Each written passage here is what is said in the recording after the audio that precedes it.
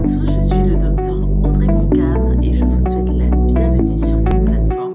Que vous soyez sur ma chaîne YouTube ou bien ma page Facebook, bienvenue à vous. Aujourd'hui, nous allons parler de l'hypotension artérielle, d'accord? Et je remercie au passage Madeleine Coloco qui a bien voulu participer à notre sondage Ta Voix Compte et qui a posé cette question sur ce problème très fréquent et pourtant très ignoré.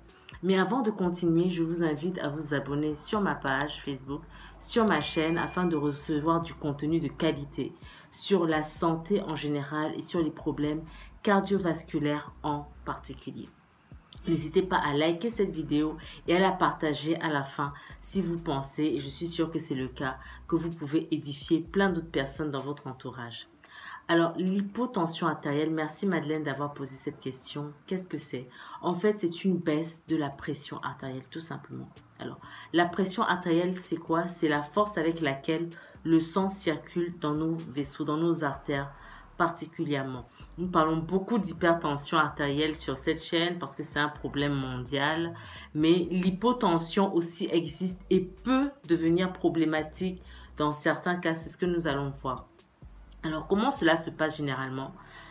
Une personne jeune ou âgée, ça dépend des situations, ressent de manière fréquente des vertiges, un étourdissement. Dans certains cas, dans les formes graves généralement, ça peut aller jusqu'à la perte de connaissance, ça peut aller même jusqu'au délire parce que le sang n'arrive pas bien au niveau du cerveau. Donc du coup, la personne parfois peut délirer, mais ça c'est dans les formes vraiment très graves. Et dans ce cas, vous allez chez le médecin qui va prendre la tension, ok? Et la tension, c'est 2 chiffres. Le premier chiffre, c'est la tension artérielle systolique. Le deuxième chiffre, c'est la tension artérielle diastolique. En général, quand le premier chiffre est inférieur à 100 mm de mercure chez la femme et 110 mm de mercure chez l'homme, on parle d'hypotension artérielle. Il y a différentes causes. Il y a des causes qui sont pas graves, pas très graves. Il y en a qui sont vraiment graves et ça survient dans un contexte pathologique particulier. Nous allons d'abord commencer par les causes qui ne sont pas graves et voir aussi les solutions qui vont avec au fur et à mesure. Premièrement, il y a l'hypotension artérielle dite constitutionnelle. En général, quand la médecine emploie des mots genre constitutionnel, primitive, primaire, voilà, c'est des mots pour dire en fait qu'on ne connaît pas trop la cause. Et ce type d'hypotension se rencontre généralement chez les femmes. Chez les jeunes femmes en général, on va se rendre compte que et parfois c'est même dans la famille. Dans la famille, les femmes ont tendance à ne pas avoir une tension très élevée. Voilà, elles arrivent chez le médecin, souvent la tension artérielle systolique, le premier chiffre est à 90, voilà. Ou bien à 100, ok, 100 mm de mercure, mais c'est pas pour autant qu'elle ressent quelque chose, elle ne se sent pas forcément mal. Et puis c'est comme ça, elle a évolué comme ça depuis fort longtemps. Elle a peut-être parfois des petits coups de fatigue, des petits vertiges, mais rien de plus. Donc on est dans le cadre de l'hypotension artérielle constitutionnelle. Ok. Il y a aussi ce qu'on appelle l'hypotension artérielle orthostatique, c'est-à-dire une baisse rapide de la tension artérielle lorsqu'on passe rapidement de la position allongée à la position debout. Ok. Ou bien dans certains cas de la position assise à la position debout, mais c'est de façon brusque. Tout à coup, la personne, quand elle se lève, en fait, elle ressent une fatigue avec une sensation d'étourdissement. Parfois même, elle a l'impression qu'elle va s'évanouir. Elle a besoin de se reprendre un petit peu avant de continuer. Donc ça, c'est ce qu'on appelle l'hypotension orthostatique. Le troisième cas de figure, c'est l'hypotension artérielle postprandiale. Postprandiale, c'est-à-dire après le repas. Généralement, 2 heures après le repas, les gens qui ont vraiment, comme je viens de le décrire, cette sensation d'étourdissement, de vertige. Et quand on prend la tension, on se rend compte qu'elle est abaissée. Dans tous ces cas, en fait, ce sont des formes, on va dire, mineures d'hypotension artérielle. Qu'est-ce qui se passe, en fait, notamment que ce soit dans l'hypotension orthostatique, le sang est concentré au niveau des parties inférieures du corps. D'accord? Et donc, quand on se lève rapidement, et certainement trop rapidement, le retour veineux, c'est-à-dire le sang n'a pas le temps de remonter rapidement au niveau par les veines, au niveau du cœur. Et du coup, on a cette sensation d'étourdissement. D'accord? S'il n'arrive pas rapidement au niveau du cœur, il ne va pas aller rapidement au niveau du cerveau. Et du coup, il y a cette sensation d'étourdissement. Il en est de même dans l'hypotension artérielle postprandiale. Le sang est concentré dans la partie, on va dire, au niveau de l'intestin, de la partie digestive, en fait. Et du coup, on n'a pas, voilà, il est concentré à ce niveau. Il ne remonte pas rapidement au niveau du cerveau, rapidement au niveau du cœur. Et on a ces sensations d'étourdissement. Voilà, cela expliqué simplement. Donc, c'est des problèmes, on va dire, de dysautonomie. Et dans ces cas-là, est-ce qu'il faut forcément prendre des médicaments? Non.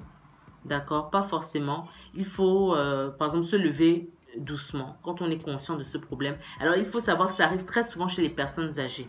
D'accord? L'hypotension artérielle orthostatique et postprandiale, c'est très souvent chez les personnes âgées. Peut-être parce que le retour de veineux se fait moins bien. Ok?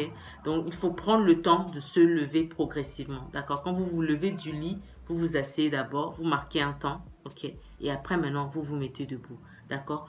Concernant l'hypotension postprandiale, n'hésitez pas à faire une sieste, ok, si vous êtes conscient de ce problème. C'est fréquent chez les personnes diabétiques ou bien chez les personnes atteintes de la maladie de Parkinson. Donc, prenez le temps de vous reposer, de faire, je sais pas, 1 heure, 2 heures de sieste si cela vous est permis. Et ensuite, maintenant, vous reprenez votre activité de la journée tranquillement pour éviter donc ces sensations désagréables. Dans certains cas, notamment quand l'insuffisance veineuse a avéré, on doit mettre peut-être des bas de contention ou bien carrément une ceinture abdominale pour stimuler justement la remontée du sang à travers les veines. Donc là, ce sont les formes mineures. Il y a aussi des formes où, chez les personnes âgées qui sont soumises à une atmosphère chaude, okay, qui sont dans un environnement, il faut très chaud. N'hésitez pas à boire beaucoup d'eau, à éviter la déshydratation. Comme ça, cela va permettre, d'accord, d'alimenter en fait la pression sanguine et éviter ces problèmes d'hypotension. Alors ça, c'était les formes mineures. Maintenant, les formes majeures, les formes les plus graves, ça peut arriver chez les hypertendus. Alors, pas n'importe quel hypertendu, ce sont les hypertendus qui prennent leur médicament 1 et le médicament, l'antihypertenseur, est peut-être un peu trop dosé par rapport à l'organisme de la personne, du patient. D'accord? Donc, dans ces cas-là, en effet, on peut avoir une hypotension et dans ce cas, il faut juste revoir le médecin, revoir le cardiologue pour qu'il réajuste les doses. Ok? Certains autres médicaments peuvent entraîner des hypotensions, notamment certains neuroleptiques, ok, notamment certains médicaments aussi pour la dysfonction érectile et j'en passe. Alors, les formes les plus graves, ce sont les formes où il y a une insuffisance cardiaque ou bien une infection, d'accord, un choc infectieux, une déshydratation importante, une anémie sévère avec peut-être des signes d'hémorragie ou pas d'ailleurs. Donc, dans ces cas-là, lorsqu'il y a une perte de liquide, ou bien une dysfonction du muscle cardiaque, ce sont des situations graves où évidemment la tension va baisser de manière assez sévère et il faut vraiment se faire consulter. Il faut parfois même le plus souvent, il faut être hospitalisé carrément et pour que les drogues que l'on va vous administrer puissent suppléer vraiment à augmenter la pression sanguine. Donc, j'espère avoir répondu à la question de Madeleine Coloco ainsi qu'à toutes les personnes qui se posent des questions sur l'hypotension artérielle. Est-ce que c'est grave ou pas? Maintenant, vous avez la réponse. Vous savez que ça dépend des situations, okay, dans lesquelles vous vous trouvez. Les personnes les plus à risque sont bien sûr les personnes âgées. Donc, faites attention à la déshydratation. Voilà, dès que vous avez une infection, il faut la traiter. Il faut boire beaucoup d'eau. L'exercice physique aussi permet de lutter contre l'hypotension artérielle. Pourquoi? Parce qu'en fait, elle va stimuler le retour veineux et du coup, le sang aura tendance à quitter les parties basses du corps pour monter vers le cœur et monter vers le cerveau. Voilà, et éviter certains médicaments. Allez voir votre médecin dès que vous sentez que voilà, vous avez des petits vertiges, des petits malaises, depuis qu'il a peut-être augmenté la dose de votre médicament ou il vous a mis sous un certain régime. Et levez-vous progressivement de votre lit, de votre chaise, ok? Pas brusquement pour éviter cet inconvénient. Voilà, j'espère que vous avez apprécié cette vidéo. Une fois de plus, likez-la pour ceux qui ne l'ont pas encore faite, partagez-la, abonnez-vous et on se dit à très vite pour une prochaine vidéo.